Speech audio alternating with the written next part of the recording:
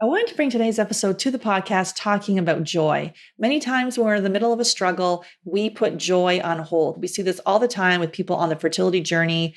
And really, it's sort of, I will do this. I will be happy when the baby arrives. I will, reach out to my family and friends when I've gone through this. Because right now you're really in the middle of either researching or trying to figure this out and really make it work. And so it could feel very, and it may even feel like you're stuck as well as everyone else around you moves on. So, what are some tips you can do right now to add joy into your life and really take the pressure off, get to that peace, that place of knowing that, that your baby is waiting for you, your baby, the soul of your baby is here right now. How do you flip your mindset around joy so you can be joyful? Let's go.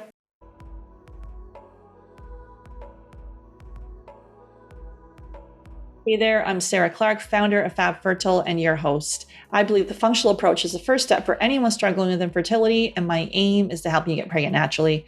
Today, I'm welcoming Samantha Coffin to the podcast, and we're digging into how to be joyful now when you're trying to conceive. Samantha Coffin is part of my team here at Fab Fertile. She's an integral part of our couples coaching program, which uses functional lab testing, diet, and lifestyle changes to dramatically improve conception.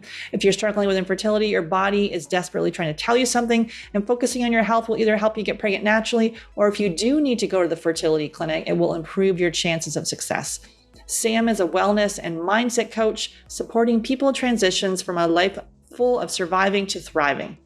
Sam herself lives with celiac, Lyme, endometriosis, and PCOS. She became a wellness coach because she believes everyone should be able to reach their full potential and thrive.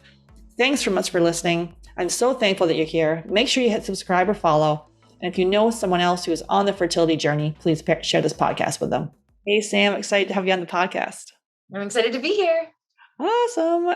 If you could share your journey with us and how you came to do this work. Yeah. So it really starts as young as I can remember, truthfully, as the oldest memories I have, I was sick. I was always sick. And as I got older, I started to become more and more intuitive and understand, like, I think some of this is food. I think some of this is my environment. I think some of this is stress and, all these other pieces. And it wasn't until I was 18 that I got my first diagnosis of celiac disease, but I had been presenting symptoms of celiac my entire life. And at 18, that was the first time that I was also told that, like, okay, undiagnosed celiac disease for 18 years, like, this could have impacted your fertility. Do you want to know? And I remember at that moment being like, no, I'm 18. Like, I don't want to know. But I also had all these awful period symptoms and, just debilitating pain all the time. And didn't know what foods like did help me. Even when I went gluten-free, I was still getting sick. About 6 months before I was diagnosed with celiac, I had got Lyme disease. It was just one thing after the other. And so I didn't know, how to care for myself, but I also knew that I wasn't okay.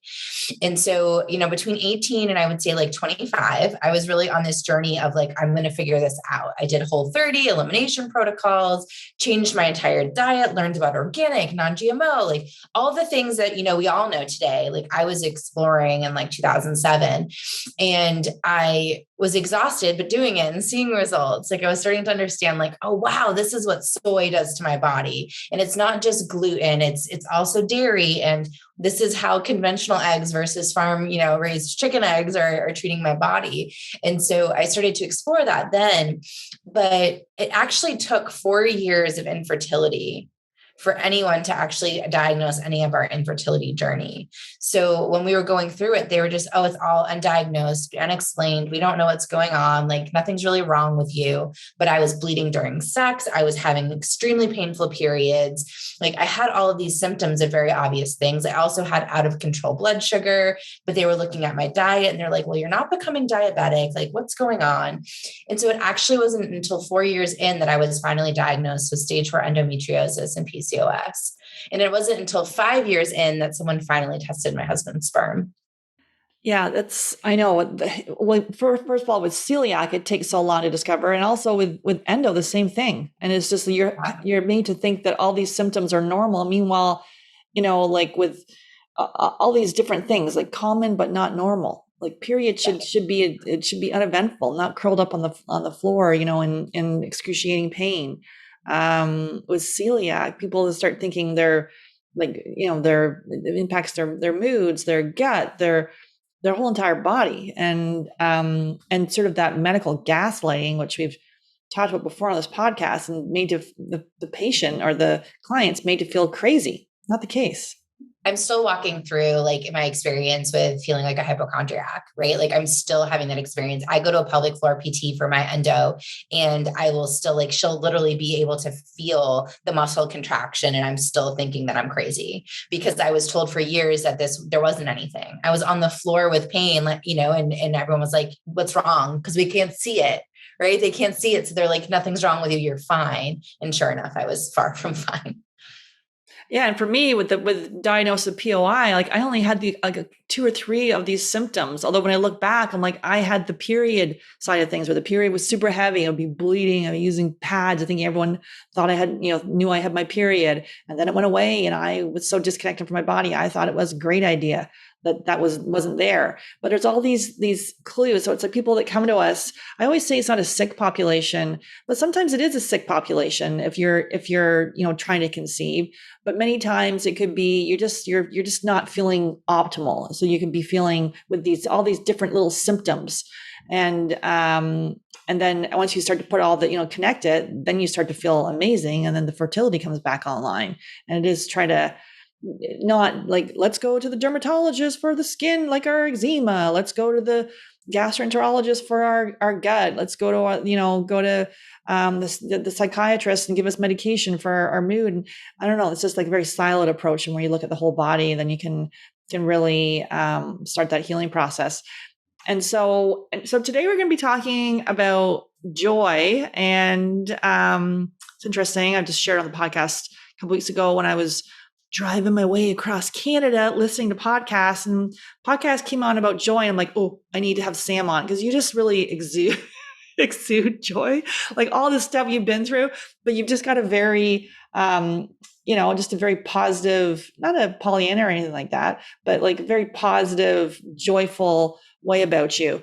And and as I said in the bio, in the intro here, Sam's one of our fertility coaches. And so and when you're on the fertility journey, I find a lot of people, like when you're in the middle of a struggle, you put joy on hold, and that's actually what actually helps you get through the struggle. But you're like, oh wait, I'll enjoy that later when I'm pregnant. I'll go on the date with my partner when I've, when my, whatever. It's always like later. How do I postpone it?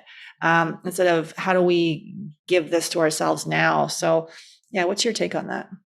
I really think that is exactly like the biggest struggle in this arena is like people literally put their lives on pause, right? They're just like, okay, we're going to get pregnant. Okay, wait, we're not getting pregnant. Okay, wait, now we have to do all these things to get pregnant, all this research, all this, and often it's way before they even find their way to us that they have been living in this, space of I'll do this when. And it's like, okay, well, what about now? How can we live in the present moment? Right. And I hear this all the time, like even I'll be happy when. Like, oh, you'll be happy then? Like, how do you know you'll be happy then? Like you don't know, like a deprived sleeping mama, a mama with like tons of morning sickness. Like there's a lot of things that might not make you feel happy then. So why don't we focus on realizing what makes you happy now? And I think a lot of people also get stuck on the idea of like, this is the only thing that's going to make me happy. And they forget to see all the other joy in your life. Like I personally definitely experience going through it's like a roller coaster, right? It's actually, I like to describe it more like a scribble drawing of a toddler, right? Of like, some days you're like way over here and sometimes you're way over there, and really being able to just honor, like, that's part of the journey.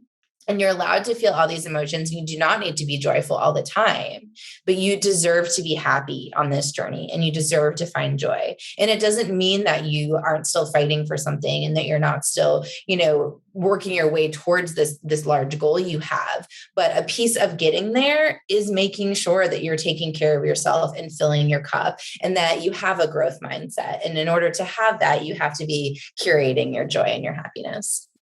Yeah, because if you're always on that, like pushing forward, and we see that like with a type A overachiever, pushing, controlling, like the research, like this one of part of our welcome call is how much research do you do? And people are doing anywhere from half an hour a day to 4 to 5 hours of fertility research a day. Typically, when I ask the male partner, 99% of them are doing none. Not to say they're not interested, getting it through their partner, via osmosis, like listening to them, very supportive, but they're not doing the kind of research. And it is I don't know if it's a female thing to when with the struggle with fertility, trying to really research it. I know in times of, as it is for me, like a trigger with medical, a trigger for a medical issue, I go into like, I want to like go, I still find myself doing it for other people, for my family members. I want to go into fix it mode and trying to control it and beat it up and figure it out. And so obviously, like we talk a lot on this podcast about the biochemical issues with food sensitivities, blood sugar, gut infections and more. But we really believe in that mind, body, spirit approach. And the amount of, I was just listening to this quote a little while ago, and I think I shared it in the podcast too, about the amount of love you can give to yourself is the amount that you can give to your child. And if your cup is not filled up, if you're feeling like empty or not loved, then to be able to give that to someone else is an interesting thing, because it's like, oh wait, like everyone else comes first, I'm last. That hasn't been my experience. I'm always like, I'm first, but I still have to like push myself to like, I was just talking about it today with someone. I'm like, why can't I just get up and maybe not make the bed and just go about my day? But I'm like, I have to make the bed, because then and I have to do the dishes, and then I have to do all this stuff, because then I can't enjoy the rest of the day, because then it's a mess, and I'm going to be feeling like that. For me, it's this very pain before pleasure. I'm always like putting that thing right. And that could be something for people as well, right? Where you're like, if you're putting things off because you've always got to do things to then deserve the other thing. So yeah, maybe let's speak about that. Yeah, my brain was like going a million miles when you were talking about that. I think there's two messages in here, right? There's that one of like what brings you joy versus what you think should bring you joy, and what you should do and what's your fault, and all of those messages, right? Like I love to tell people, like, we don't live in the shoulds. No one gains anything from living in the shoulds. If it's something you want to do, or that you can do, or that you get to do, like, that's awesome, right? Like, we have dishwashers for a reason, because no one wants to spend time hand washing all these dishes, right? People that have the means hire cleaners because, like, hey, this isn't where I want to spend my time and my energy. So it's really important to take this time to like truly understand what brings you joy truthfully, and not just like what you think brings you joy or what you think should bring you joy, like what truly brings you joy. And sometimes a really easy way to figure this out is by asking your partner. Right. And so I was actually on a call with one of our clients earlier today, and she was just like, I don't know what brings me joy anymore. I've been on this journey for so long. Like, I don't know. And her partner was laughing, and he was like, I know. And he started rattling off all these things that she used to do. Right. And like, I hear this all the time. It's like, I know what it was, because I want you to do them, because I liked when you did that. I felt loved, and I felt like our lives were better when you were doing X, Y, or Z, when you were hanging out with your girlfriends, or when you were doing, whatever you were doing. And so it's really easy for us, especially as women, because, humor giver syndrome, we're always trying to take care of other people, do the things that we're supposed to do. Right. That's another, like, that's not living the supposed to or the should haves. And so being able to step back and be like, well, what are my values? What matters most to me? And in that, like, where do I find the joy? Like, with movement is a good example of this. Like, do I actually like to exercise? Do I want to go to this fitness class? Or is there a way I like to move my body that brings me joy? Well, when you find the one that brings you most joy, you're actually going to want to do it, and you're going to do it. Right. But if you're just doing what you think should bring you joy, or movement you should do, then you're not going to have that happiness. Yeah, it's interesting that with the movement piece. Like for me, when I've come out here to Victoria for the last month or so, on Vancouver Island, I'm like, oh, I'm joining yoga. And I immediately joined yoga, went into yoga 2 to 3 times a week. And some of it is like super like Shavasana, just like lying there. Other ones a little more active, but I'm like, that's what I like to do.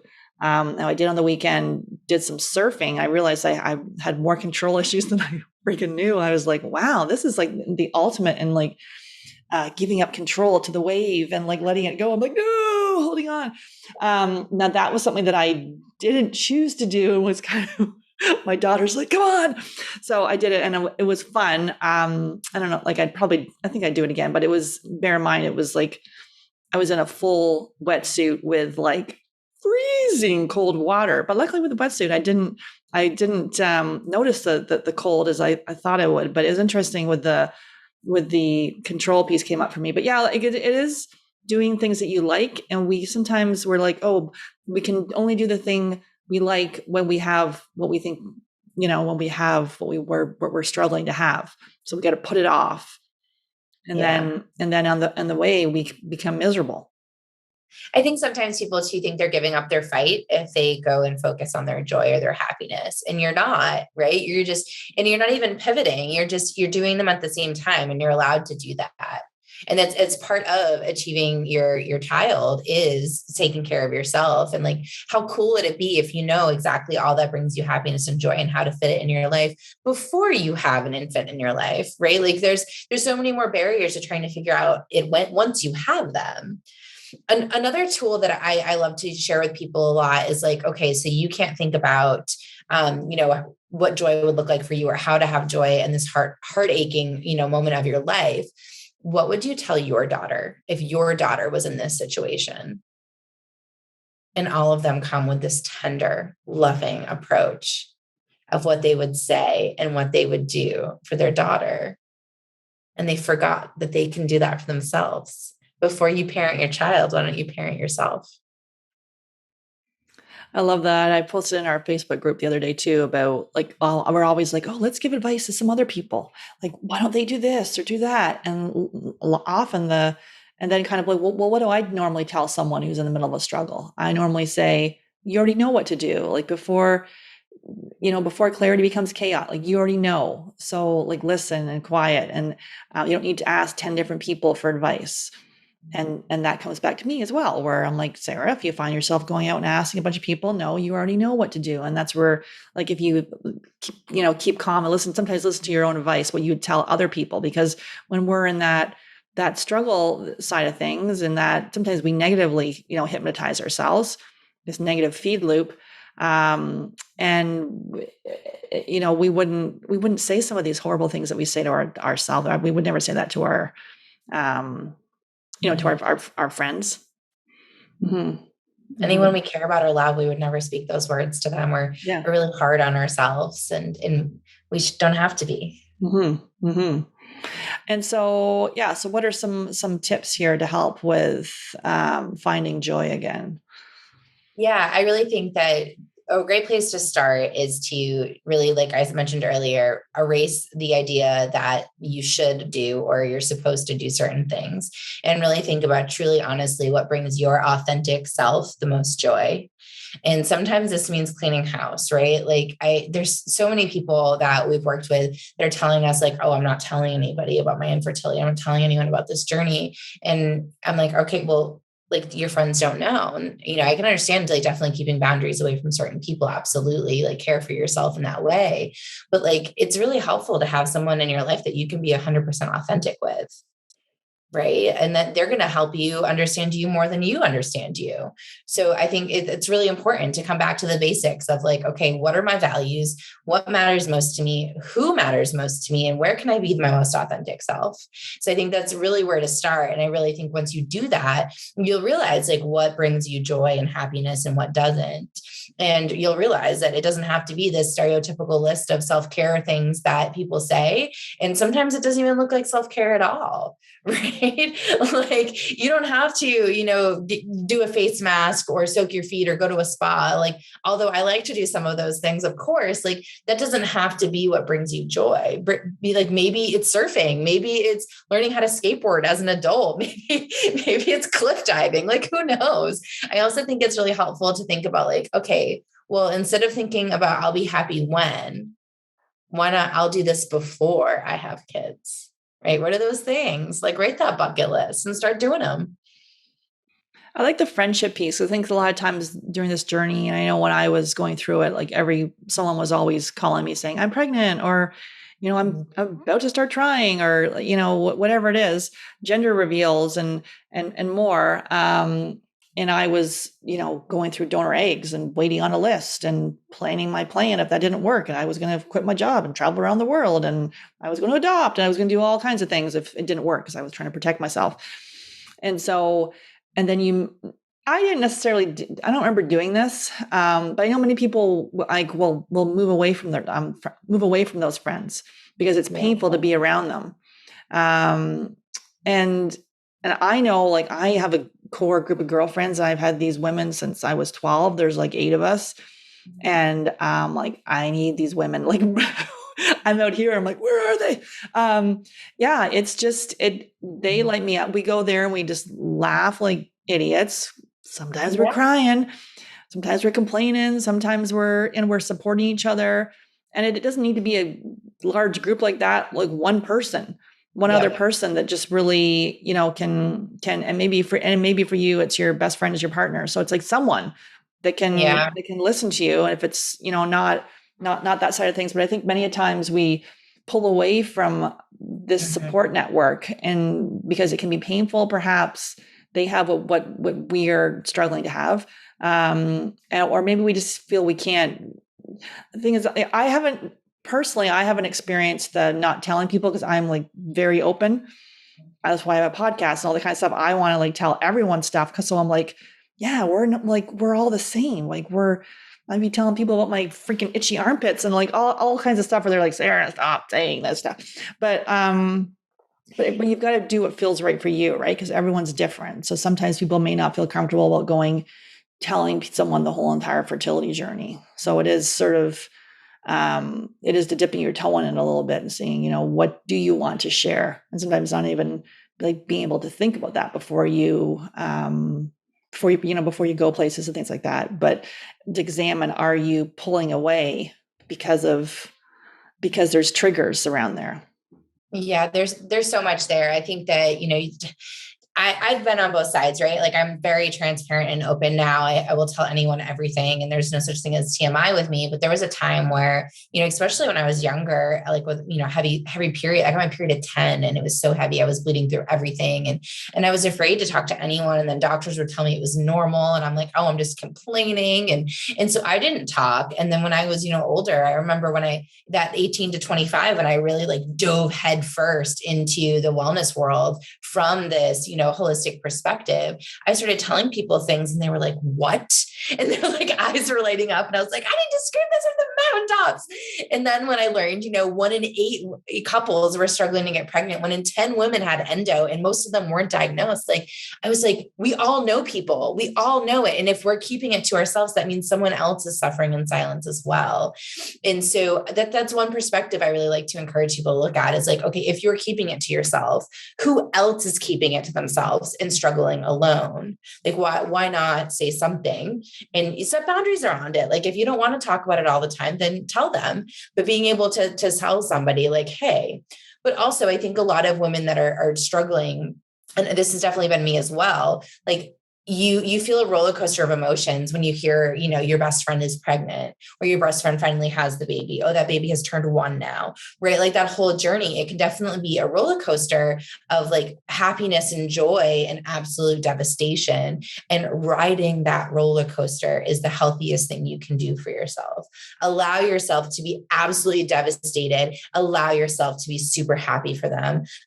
Decide if it's healthy for you to go to that shower or not, because it is a choice. You don't have to. You can say, like reach out to that friend and say, the shower is going to be really triggering for me, but I would absolutely love to get lunch with you. Right? Like being able to set those boundaries and know that sometimes like some baby showers are going to be fine for you, and go ahead and do them. But also like being able to notice that there's going to be times that you're going to be comfortable around that baby and times you're not. But I also hear a lot of women say, oh, well, they don't have time for me anymore because I don't have kids. But you know what? I wonder if you actually asked that friend, there's 2 things. 1, they might actually just want you to come and hang out with them while they're folding laundry. Or 2, they might really want to break from their kids and spend some time with you. So don't make that decision for them. Give them a chance to make it. Yeah, I love that too, right? Where we're making assumptions or writing a story for someone else that's, how true is that? Maybe not at all. I recorded a podcast episode a couple weeks ago, so you can go check it out, with Nicole Causey. We talked all about manifesting and more. And in that podcast, I was talking all about whenever I see baby carriage or people carrying babies, and usually it comes in three. I'll be walking along three. I'm like, oh, I guess one of my clients is going to be like announcing. And sure enough, I recorded that episode and then one of our clients announced. So it's interesting. Yeah, I know. So it's interesting to see, and it could be hard, right? Right. You're in the middle of it. But when to see like that, what you want, the child or the pregnant belly or someone announcing, like that's for you as well, too. Like the universe bringing signs to you as well. Oh, I love that. I love Nicole and all her work. And that's actually when I was thinking about this podcast, I really wanted to bring some of her vision of like tapping into the spirit baby as part of this, because one thing that a lot of couples, I have one couple in particular that it was a big elephant in the room. The baby was a big elephant and they just wouldn't talk about it. And it was just like, you can talk about baby names. You can talk about, oh, like, we're not going to make that parenting choice, or we're not going to buy that $500 stroller, or maybe we are going to buy it, right? Like, talk about it like it's happening, because it is happening. And I always come back to that Henry Ford quote, like, if you think you can, or if you think you can't, you're right. Right. So like, it's not just, if you're not a manifestor, you're not into the woo woo that we are into, then like, think about it that way. Right. Like Henry Ford was saying this all those years ago, and we see it happen all the time. When you say it's not going to happen, you're just increasing the chances of it not happening. When you say that it's going to happen, you are opening those doors to the universe and saying it's going to happen. And it's not just about opening the doors. It's going to impact all the choices that you make throughout your day. If you think it's not going to happen, you're going to be like, oh, wow, eating gluten is not going to be a problem for me. It doesn't matter. I'm not going to get pregnant anyways. Or on the other hand, you might be like, wow, I'm really trying to feel better in my body and I don't want to have brain fog, so I'm not going to eat gluten.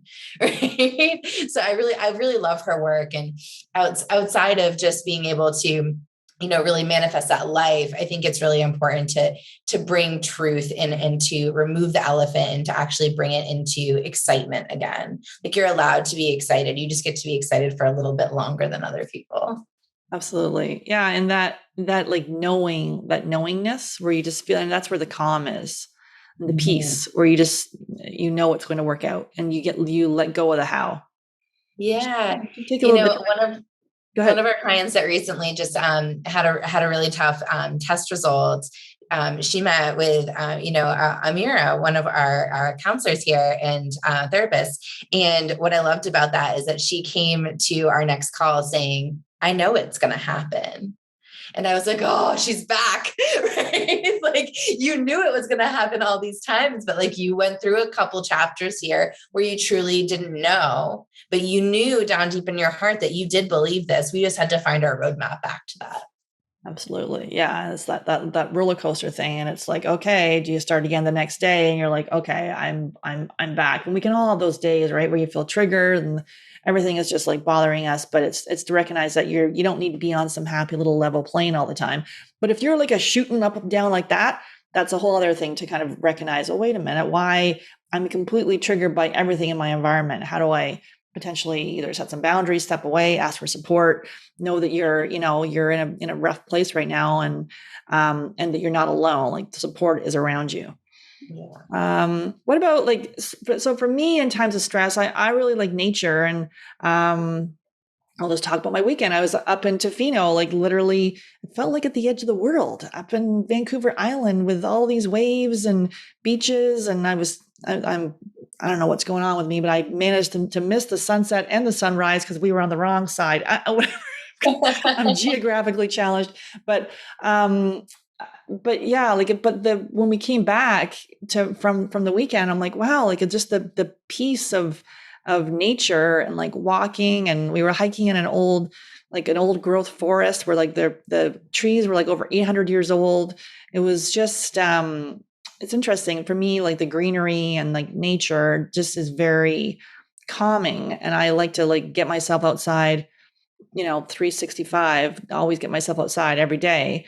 That to me is is centering. So what would you say that around sort of with, and maybe that's just like communing with God, universe, whatever it is for me, being able to, yeah, like you feel very small. Like where I am right now, I can literally see the Rockies, and you're like, oh my goodness, like when does that view ever get old?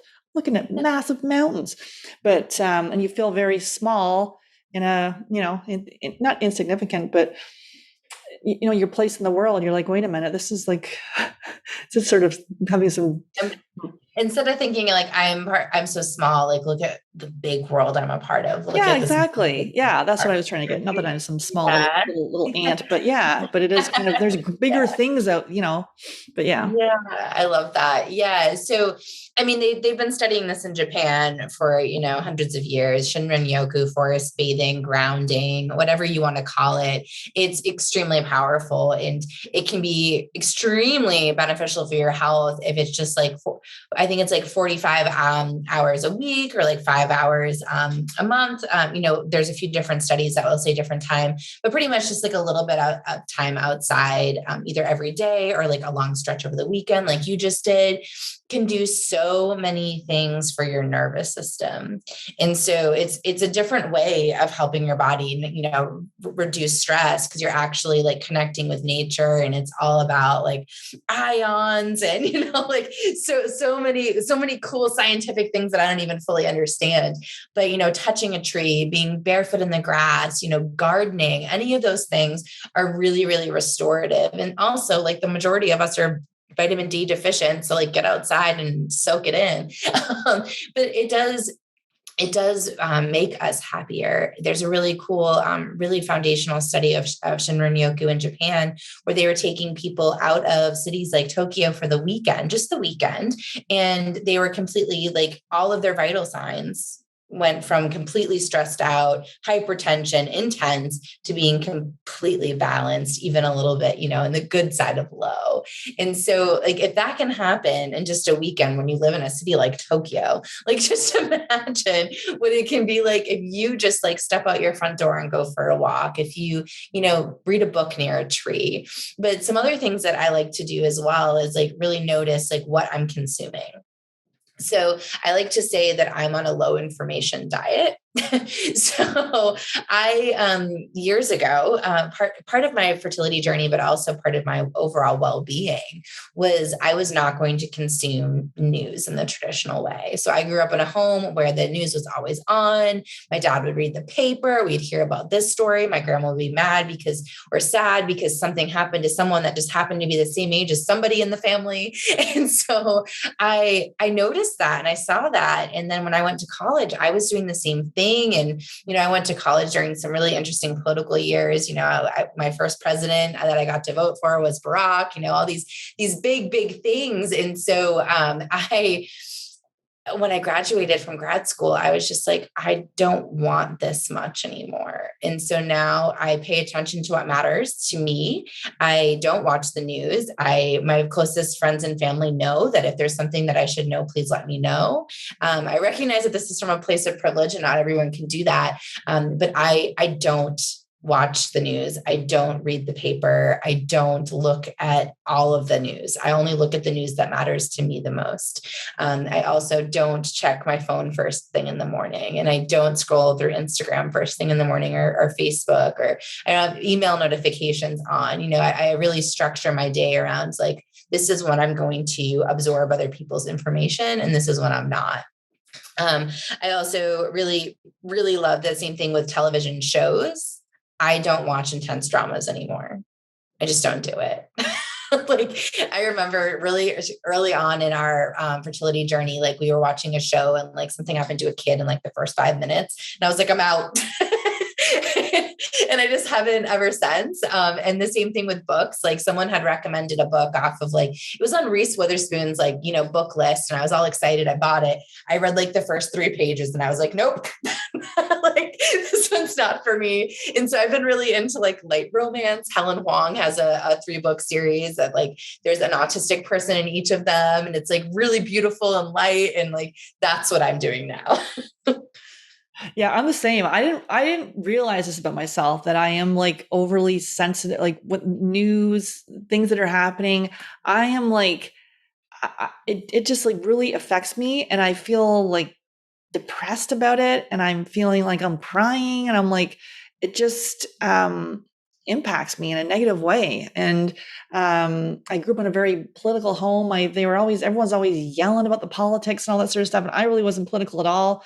Um, and yeah, everyone's reading the paper and debating all these things, and I'm like, it's just. I would read the fashion side of things, and I would read health. Um, and so it's interesting to kind of see how that impacts you. And if you're like ranting or raging or being dictated by, having you starting your day by someone else's agenda. Yeah, the same thing, taking the phone out of the room. It's not the first thing that I look at when I wake up. Otherwise it's on someone else's agenda. And yeah, I found same too with I can't watch horror movies. This just absolutely not for me. I've never liked them. I literally would watch them like peeking through my eyeball like that, just like scared witless. And the same with the dramas too, or things are like people watching Grey's Anatomy and all that sort of stuff. I'm like, that is just traumatic stuff. I don't know. I just don't like it. I am on a whole. I've read so many books since I've been here, but was it Emily Henry? She's got Oh a yeah, I'm reading yeah. Featuring right now. Yeah, Yeah. yeah, that one. And she's got a new one, the book lovers or something. So like she's got three of them. Anyways, they're just cute little, cute books that give you a little smile. And I don't know, but that, like, you've got to figure out what's right for you. We don't recommend reading cliffhangers before bed and things that sort of get your cortisol up and stuff like that. And when we meet weekly in we do a weekly mastermind with our team, and we're literally like looking at people's cortisol patterns, and we're like, that so stuck up in the sympathetic. And that was me. My adrenals fried, my cortisol pattern all over the place. And we see this all the time. And so finding something, if it's nature, if it's movement, if it's like gratitude, whatever it is for you, that really brings you back, like centers you and makes you feel calm and not, I used to, and I know I'm out of alignment if I'm like having major road rage, or I'm like, everyone's ticking me off, or I'm like, why is this? I just feel like I'm in a ranting phase. I'm like, that's because I haven't, done something to serve myself, whatever I need that day. And so how do we hang on to optimism that joy is near? As long as we're going to persevere with these things, like how do we know it's there? That's like the having faith and the knowing piece. Yeah, I think there's some practices that help us remind us. You started to talk about gratitude, and I think that that's really, really helpful. And there's two ways that I encourage people to practice this when they're on this journey. I think it's important to tell yourself what you're grateful for each day. And I think of that whenever whenever I have road rage too. I'm just like, I'm so grateful that I'm safe, or I'm so grateful that I'm getting here. Or this. I remember recently, like someone ended up going really slow, and I had been speeding before, and then we passed a cop, but I was going like significantly under because of them. And I was like, well, I'm grateful for that. Like just try to see those little things in your life, but also share them with your partner. And so if it's, every night when you get into bed, or every morning when you're getting up, wherever it fits in your routine, get specific and share three things. So it's not like, I'm grateful for you, babe. Right. It's like, I'm really grateful that you remember to take out the trash today. Right. Like getting specific and like living in that place of gratitude. Really, it literally rewires your brain, and it allows you to be more optimistic and to see, that the grass is green where you water it type of thing. But also being able to reflect on like, what did make me happy today? Like I grew up when at dinner time, we would say, what's one good thing that happened today? And so being able to have that language too, and those practices are different. And so do they both fit into your life? Does one fit into your life? I also really love the tool, the Mantra app.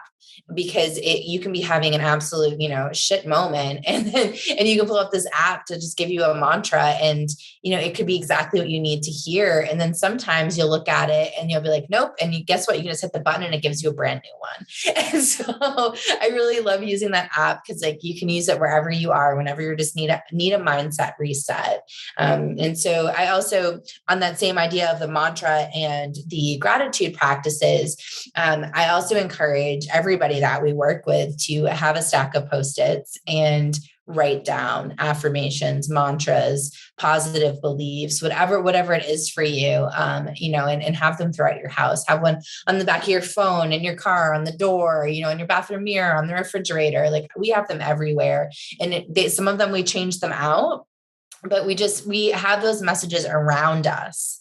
So that when we're having that bad day, we're having that negative self-talk, where, whatever it is, like we can be grumpy and look at that Post-it and not be happy about it, but we read it and it tells our brain a different message. It tells our subconscious a different message.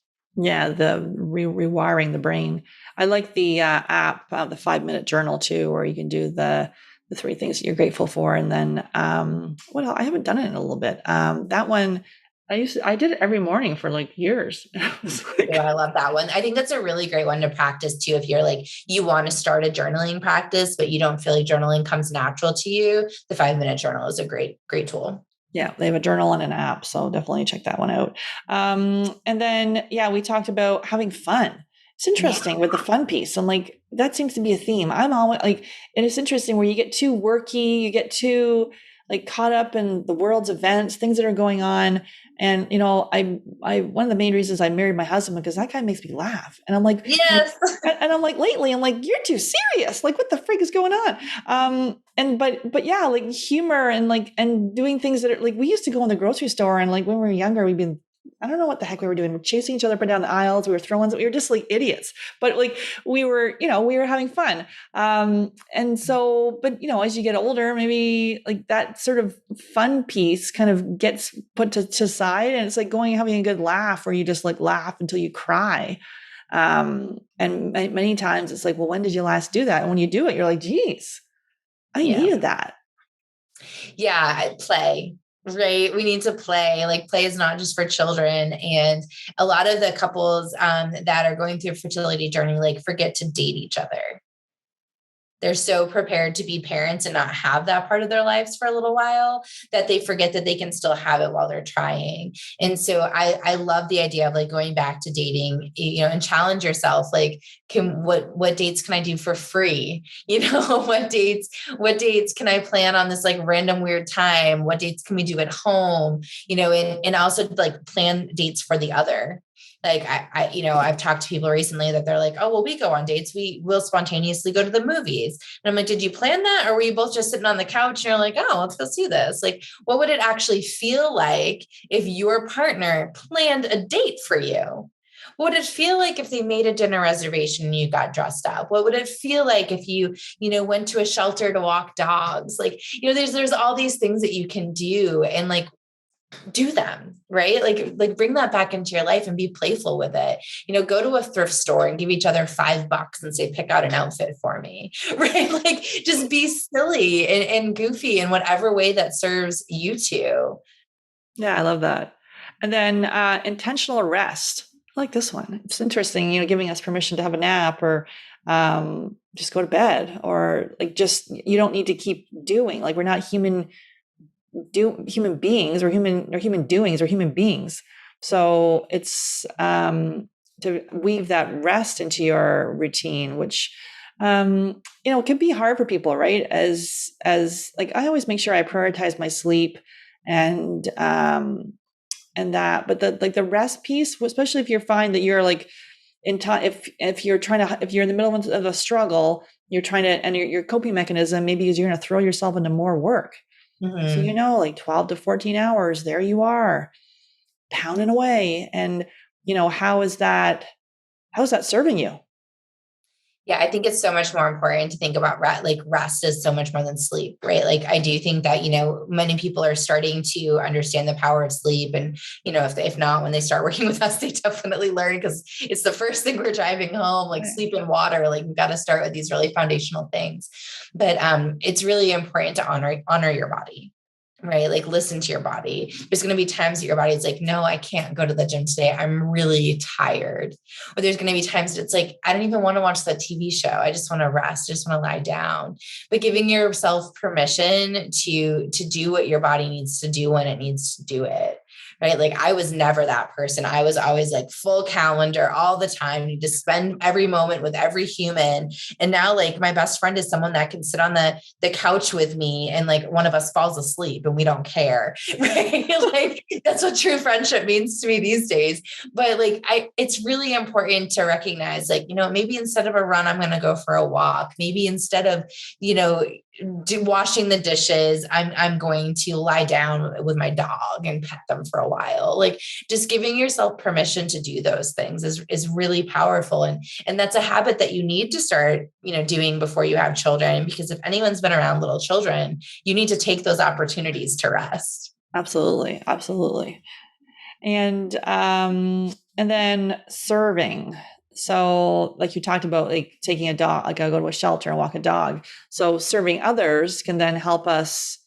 That's what positive psychology, one of the tenets of that is service. And it actually helps to increase happiness levels when we're serving others, and then sort of weaving that into your routine. What are some thoughts on that? Sometimes it's not like, okay, we've got to go and spend a whole weekend at a soup kitchen or anything, but like, how could you weave it in? There's so many things you can do, from having like being that person that can talk to someone else. If you're part of a network of people or just one other person that struggles with something, if it's infertility or something else, just being able to check in on them.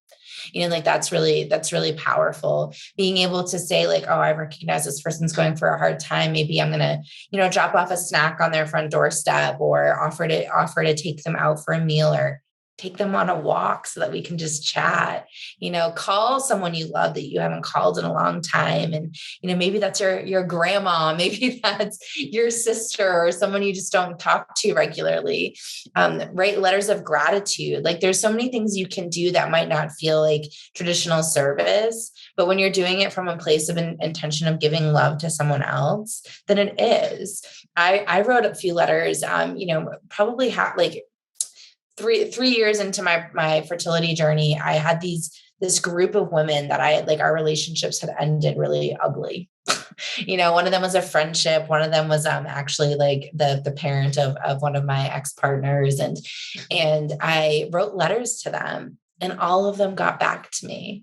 And they were beautiful, mended relationships, right? And they're like, we're not friends and besties anymore by any means, but we all had closure, and it was really beautiful. And I also like got into the habit of like Grandma's Day, Grandparents' Day. I'm going to send my grandma a card, even if it's from the dollar store, right? And it lights up her day. Or like my sister and I mail books back and forth to each other, and being like, oh, this one would really serve you for this reason or that reason. And so there's so many ways you can do it that either don't take up a lot of time or don't look like traditional service. Love that. I love that. Yeah. With the family and so I always tell my kids, I'm like, you don't know how long the grandparent's going to be around for. You knew whenever the grandparent calls, you go. Okay. And so as far as a book, a website, an app, a documentary, anything that you're obsessed with right now, anything you wanted to share or talk about? Yeah, I really think it's about like controlling what you consume. And so for me, it's light shows. It's rewatching old shows, right? Like we've been really into rewatching The Middle, and we've been really into The Rock has a really good documentary, series show. And it's not really a documentary. It's kind of like a semi-documentary. I don't know if you've seen it. It's really good.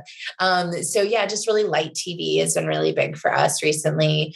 And then, like I said, the Mantra app, journaling, and then moving away from the self-help books. So that's like my biggest recommendation is like, yeah, I have. right? Yeah. Yeah, like like we're talked about not researching, but like also realizing that you don't always have to be like diving into professional development or personal growth. Like you're doing that anyways. You don't need a book to guide you there. And so like you're reading Emily Henry, I'm reading Helen Huang, like just these really light books that are just like, they're just there because that's part of my intentional rest. Right. And they're fun and they make me giggle and laugh. And they're sparking funny little conversations in my marriage. And so I really encourage people to like, what could you actually be, absorbing less of? Like, what do you need less of in your life? And then what will fill that space will probably be something that'll bring a smile to your face. Yeah, I love that. It's interesting with the self-help books because I went through a phase of just like devouring them all. And then a bunch of them have been presented to me lately. I'm just like, I can't even, I just can't. I just can't get my mind around even going to read that. And I'm going to read, like Emily Griffith. It was like literally all like, I'm like, where are all the books? And then finally, it almost felt like May 2022, like the 5 or 6 of the authors I like of all released books. I guess they were put on hold or something. And now out they come. And I'm like, okay, good. Finally. Cause I remember I like looking at the New York Times bestseller. I'm like, why is the Crawdad Sing book? Where the Crawdads Sing, which I read like, I don't know, 4 years, whenever it came out. Why is that thing still on the bestseller? Give me a new book. So, but yeah, I mean, if you're not a book lover, be it a show like Friends or something, something that's I actually watched the Friends reunion show. I'm like, God, I didn't realize I watched that Friends show. Like I'm 51, whatever. I watched Friends from the very beginning live every Thursday I never missed an episode. It was like Friends and Seinfeld. Then I never went back and watched an episode ever again. I like to read a book and I don't like to go back. I don't like to watch anything again. But I saw that reunion show. I'm like, oh my God, that was like so good. I don't know, just like stuff like that where you're like, just, if it's Friends is not for you, but like whatever, if it's like some good memories and stuff like that you're like, just puts a smile to your face is I think music is another great thing. Like music can be really powerful. Like I love to listen to, upbeat music in the morning. I love slow mornings, and slow mornings is something you won't have when you have a child. And so, really like that's part of that intentional rest, right? About like not getting up and like pounding the pavement. Like what would it feel like to wake up, before your alarm clock or without an alarm clock, and then, read or listen to music. And so I start off with like quieter music as I get myself going. And then I like put on like those dance hits of like, I'm a 90s fan. So I'm just like all the 90s music, dancing like a complete fool, like, like let's go while I'm making my breakfast, my avocado toast or whatever's on the menu that day. Like, and that just helps me start my day with such, humor and laughter. I love that. Yeah. I tend to listen to more music in the car, and it's like, and also singing can be so good for the vagus nerve. It like really helps, bring yourself out of that sympathetic to the parasympathetic. And so, and I always say that I know I'm a horrible singer, but I just believe I'm a great singer. I just love singing. So it's like just belting it out. I was sitting outside here the other day and I saw a woman just across the way there. She was just belting. It was a young woman belting out this beautiful song. I'm like, oh my God. But yeah, singing can be really, for me, that's like actually where I find a lot of joy in just like singing to my favorite song and just like rocking it out. And we haven't been to a concert in ages. And I'm like, let's go to a concert and like rock it out to your favorite music. And the thing about a concert that's so much fun is all the people around you like the same thing. And you're just going crazy to it. Like just totally going crazy to it. I went to an Alanis Morissette concert not that long ago. And I think there was a book I read. I can't remember which one it was. It was one of the great self-help book, like she publishes tons of self-help books. But she was talking about the power of being in that communal space and singing, and how much it does for our bodies and how stress reducing it is and how powerful it is. And I really feel like, the Alanis Morissette was, before COVID, it had gotten postponed and we finally were able to go. It was outdoors. And I just felt like my whole soul was radiating for like a week, like it was just like, I was in this space and like, I barely took my phone out. I was just completely present with this, icon from my childhood, and my early, she was, still releasing things as an adult. And it was just so powerful to be in that space and to absorb that. So if you can do that, do it. Yeah, I saw Alanis Morissette. Actually, here I am in Vancouver Island, in Vancouver, like back in the day when she was just Okay. on tour with that album and like wailing her hair around. And then I just saw on Amazon Prime, I think there's a documentary which was so good. I was like, because that was like one of the, I think it's like the 12th highest grossing album of like all time, that Jagged Little Pill. And I'm like, oh wow, I didn't really realize, because her songs were just, yeah, it's like my, she's my age, so it's, or like maybe a little bit older, I think a little bit younger. But yeah, it's interesting with that kind of piece where you just find some music that kind of speaks to you. And I wasn't like a massive Alanis Morissette fan, but I don't know, looking back, I'm like, I know all the songs, and it just kind of lit me up, and it was cool to watch a documentary. So yeah, do things that make you happy. Exactly. And remember, like, that she was so trendy because she's authentic. So be your authentic self, Yes. and find the people that you can be your most authentic self with, and speak your truth so that you can, experience your emotions. And like that's what, I was just at a baby shower recently, and I was so happy to be there. I'm in a good place. And then there's just this moment of that I had these, sad emotions, and I just turned around and let myself say them. I was authentic with my husband who was there with me. And then I was able to move through it. Right. So like just being able to be in that moment of like, all right, like I'm allowed to feel my emotions. My emotions are valid.